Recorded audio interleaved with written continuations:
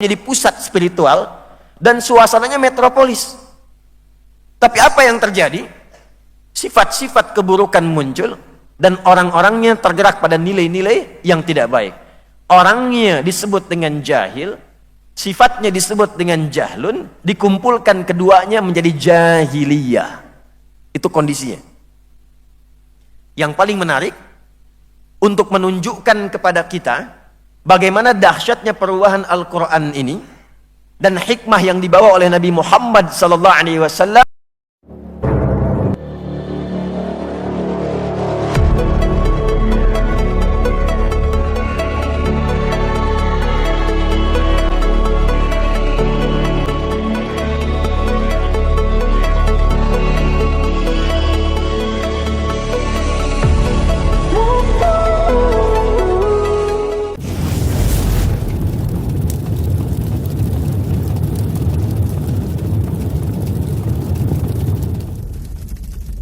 Bismillahirrahmanirrahim. Assalamualaikum warahmatullahi wabarakatuh.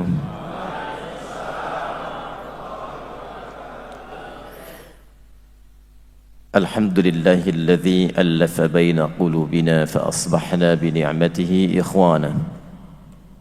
Wassalatu wassalamu ala rasulillahilladzi biqtida'i sunnatihi syarifati asbahna lil muttaqina imama. فصلوات الله عليه وسلامه التام وعلى آله وصحبه وذريته وأمته الذي هو أمامه وبعث. فيا عباد الله أوصي نفسي وإياكم بتقوى الله فقد فاز المتقون فلا تموتن إلا وأنتم مسلمون. فقال تعالى يا أيها الذين آمنوا اتقوا الله حق تقاته ولا تموتن إلا وأنتم مسلمون.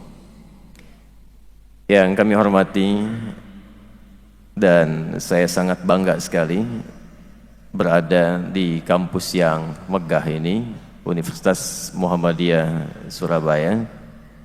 Untuk itu saya sekaligus menyapa dan mendoakan pertama kepada seluruh segenap unsur pimpinan dan dihadiri ketuanya saat ini juga sebagai tuan rumah Rektor Universitas Muhammadiyah Surabaya, sekaligus Ketua PWM, Pimpinan Wilayah Muhammadiyah Surabaya dan seluruh jajaran yang saya hormati, Jawa Timur ya.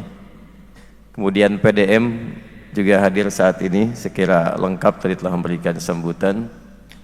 Lalu seluruh unsur, baik itu lembaga, majelis, dan juga seluruh orang tua kita yang hadir pada saat ini, semoga seluruhnya tanpa kecuali PWM, PDM, dan tuan rumah Universitas Muhammadiyah Surabaya, seluruh keluarga besarnya diberkahi oleh Allah Subhanahu wa Ta'ala. Berkah itu artinya istimraru ziyadatul khair, konsistensi bertambahnya nilai-nilai kebaikan. Jadi ada konsisten, ada penambahan. Yang sudah ada semakin lebih baik, yang belum ada semakin ditambah, dan yang ada serta yang ditambah itu terjaga nilai-nilai kebaikan dan kemuliaannya. Untuk itu wajar kalau tadi disampaikan, dan saya juga kalau ngobrol dengan Kiai Sa'ad itu, di antara sekian PWM di Indonesia ini yang paling banyak amal usaha, paling banyak inovasinya itu pimpinan wilayah Muhammadiyah Jawa Timur ya. Yang paling viral kemarin itu mau membeli satu gereja di Spanyol yang akan dikonversi menjadi masjid. Mudah-mudahan terwujud insyaallah. Jamaah sekalian yang dimuliakan Allah Subhanahu wa Ta'ala, baru saja kita menunaikan salat subuh berjamaah.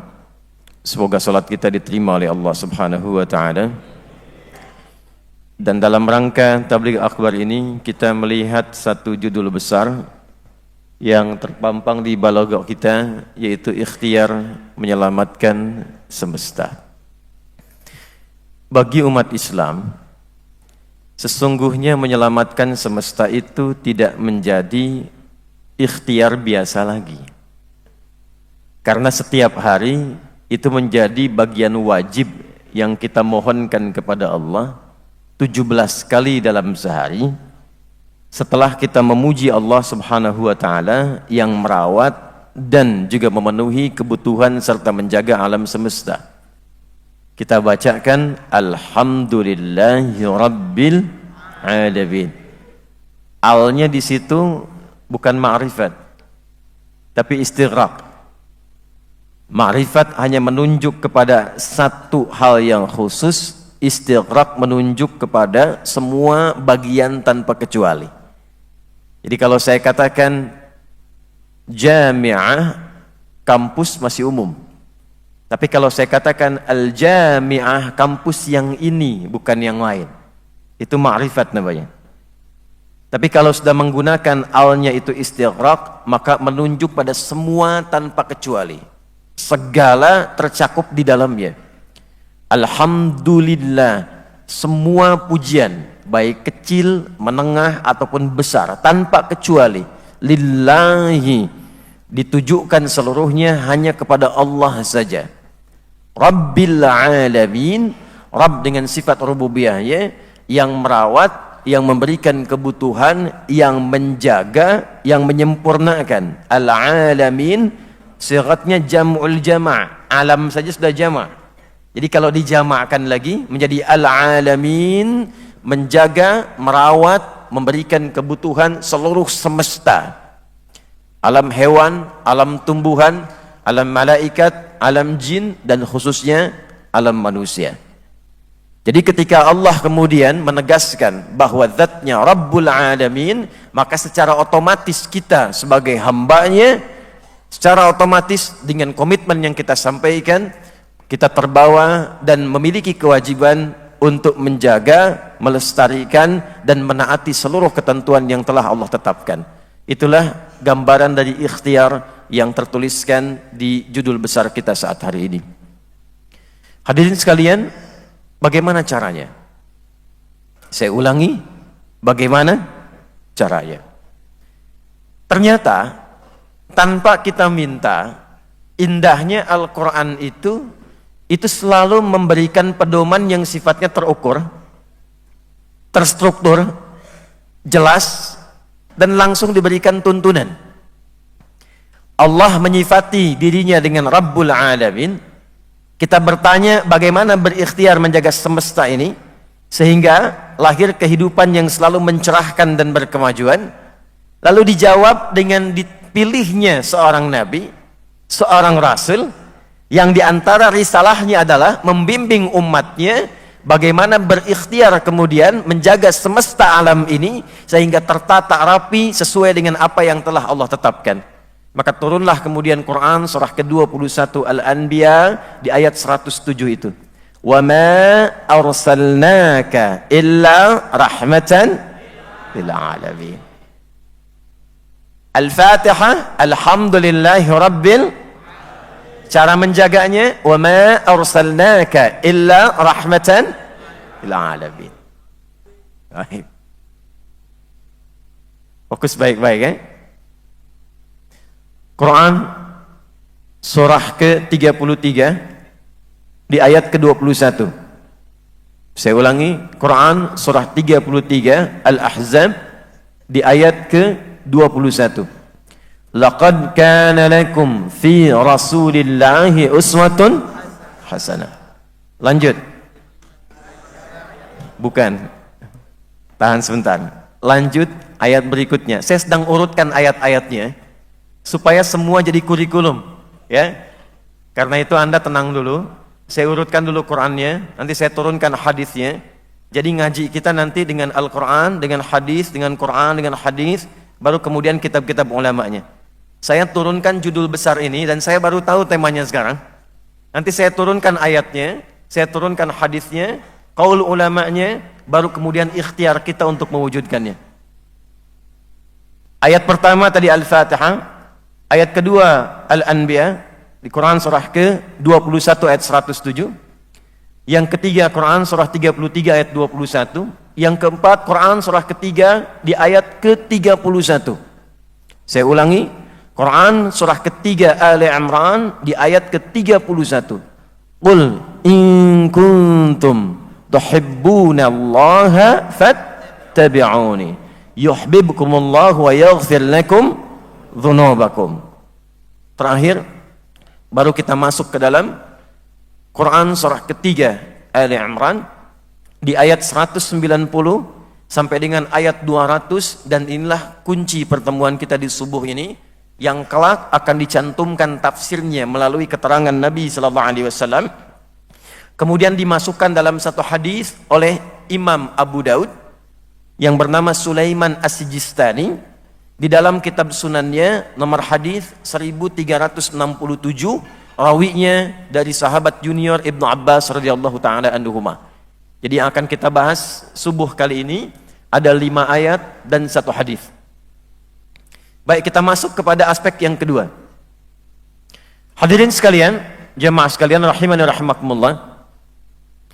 Bagaimana ikhtiar kita menjaga dan menjadi bagian dari warga semesta yang menampilkan selalu ajaran-ajaran dan pedoman kehidupan yang mencerahkan, membawa kedamaian, kebaikan sekaligus berkemajuan dimanapun kita menetap. Bagaimana caranya? Anda tinggal di Surabaya, Surabayanya damai, maju, cerah, dan dalam saat yang bersamaan semua itu tampil dari nilai-nilai keislaman kita, dari Al-Quran dan Sunnah Nabi Muhammad SAW. Bagaimana caranya Anda menjadi penduduk di Jawa Timur? Dengan kehadiran Anda, saya, kita, Jawa Timurnya tercerahkan, damai, tentram, saat yang bersamaan juga maju. Kita menjadi penduduk Indonesia, bagaimana caranya dengan kehadiran kita mendapatkan spirit keislaman dari Al-Quran dan Sunnah yang menjadikan Indonesianya damai, tercerahkan, nyaman, sekaligus juga berkemajuan. Dan yang terakhir, bagaimana caranya kita menjadi penduduk dunia, warga dunia, yang kita bisa berkontribusi menghadirkan kecerahan, kedamaian, ketentraman, sekaligus dunia yang berkemajuan dalam ridha Allah Subhanahu wa Ta'ala. Tidak ada satupun catatan sejarah yang mampu mewujudkan harapan-harapan tadi kecuali sejarah yang ditunjukkan langsung dalam perjalanan kehidupan Nabi Muhammad sallallahu alaihi wasallam.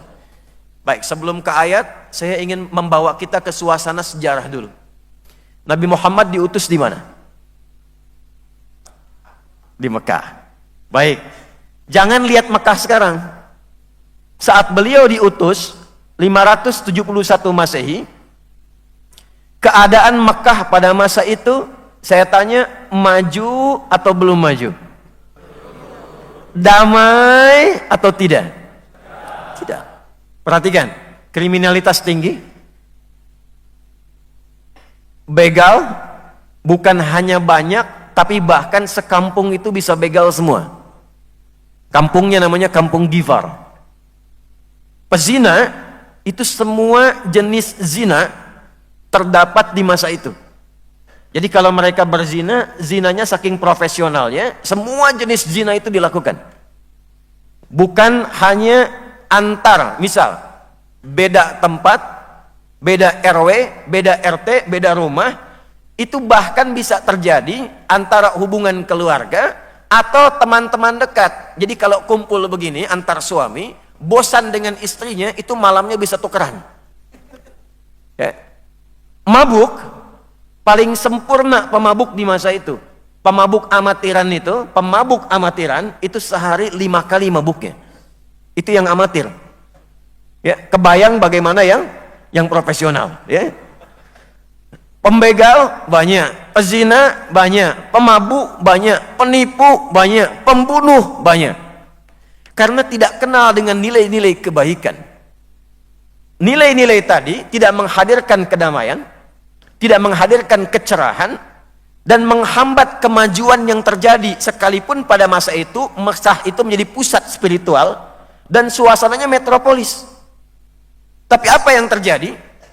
Sifat-sifat keburukan muncul dan orang-orangnya tergerak pada nilai-nilai yang tidak baik. Orangnya disebut dengan jahil, sifatnya disebut dengan jahlun, dikumpulkan keduanya menjadi jahiliyah. Itu kondisinya. yang paling menarik untuk menunjukkan kepada kita bagaimana dahsyatnya perubahan Al-Quran ini dan hikmah yang dibawa oleh Nabi Muhammad SAW. Dipilihlah Makkah ini menjadi sentral dakwah. Ini rahasianya. Jadi belum seperti Surabaya sekarang, Pak. Nggak ada gedung bangunan megah seperti kampus Universitas Muhammadiyah Surabaya ini. Ya. Tidak ada suasana-suasana nyaman seperti saat ini. Semua kacau. Maka yang paling menarik, di samping kanannya ada Romawi yang sudah maju. Samping kirinya ada Persia yang sudah unggul.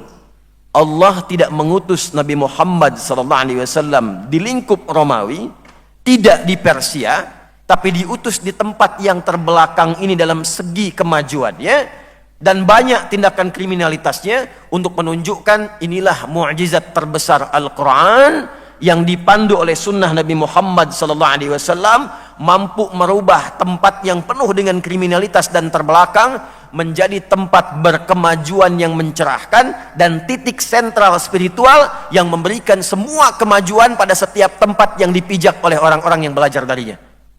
Apa yang Allah turunkan? Bukan tongkatnya Nabi Musa, bukan mu'jizatnya Nabi Isa, bukan kehebatannya Nabi Daud, bukan kemampuannya Nabi Sulaiman, tapi Allah memilih seorang Rasul yang agung, yang paling istimewa. Semua nama yang melekat kepadanya adalah sifat-sifat kebaikan. Muhammad sallallahu alaihi wasallam. Dialah Muhammad, ialah Ahmad, ialah Al-Mahi, ialah Al-Kafi. Semua nama yang melekat kepadanya seluruh sifat-sifat kebaikan. Dan diturunkanlah kepada beliau mukjizat teragung yang terjaga sampai dengan hari ini. Satu-satunya mukjizat yang terjaga sampai dengan kini dan sampai akan datang, sampai kiamat terjadi dan dibawa oleh setiap umatnya